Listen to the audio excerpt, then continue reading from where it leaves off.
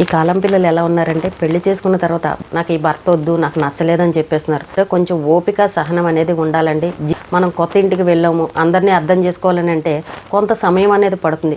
ఏదైనా చిన్న మాట అంటే కేసులు పెట్టేయడం, కోర్టులకు వెళ్ళిపోవడం, విడిపోదామని ఇలాంటి ఆలోచనతోనే ఉంటున్నారు. ఈ రోజున చూడండి, వనస్థలిపురంలో విడాకులు తీసుకున్న తర్వాత ఈ రోజున మాజీ భర్త వచ్చి భార్యని చంపేశాడు. ఈ అమ్మాయి ఎన్నో కేసులు పెట్టి వాళ్ళ కుటుంబాన్ని ఇబ్బంది పెట్టింది. అంటే ఆ అబ్బాయి ఎంత డిప్రెషన్లో ఉంటే ఈ రోజున భార్యను అలా చేశాడండి.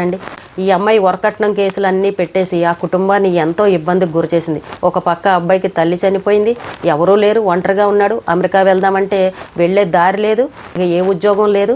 ఇంకా ఆ కసితోటి ఒక రకమైన డిప్రెషన్లోకి వెళ్ళి మాజీ భార్యని చంపేశాడు. ఈ అమ్మాయి ఆ భర్తతో ఉండకుండా విడాకులు తీసుకుంది. అలాగే రెండో పెళ్లి చేసుకుని ఆ చేసుకున్న భర్తకు కూడా నాకు పెళ్ళయింది, నేను విడాకులు తీసుకున్నాను అన్న విషయం దాచిపెట్టి చక్కగా హ్యాపీగా ఈ భర్తతోటి ఎంజాయ్ చేస్తుంది. ఇది ఎంత తప్పండి. ఇలాంటివన్నీ చేసిన తర్వాత ఏ భర్తకు కోపం రాకుండా ఉంటుంది? ఇంకా జీవితం అంటే వేస్ట్ అనుకున్నాడు, నేనేమైపోయినా పర్వాలేదు అని అనుకున్నాడు. భార్య మీద కసి తీర్చుకున్నాడు. నచ్చకపోతే విడిపోండి, ఎవరి దారి వాళ్ళు చూసుకోండి, కానీ కోపాలను మాత్రం పెంచుకోకండి.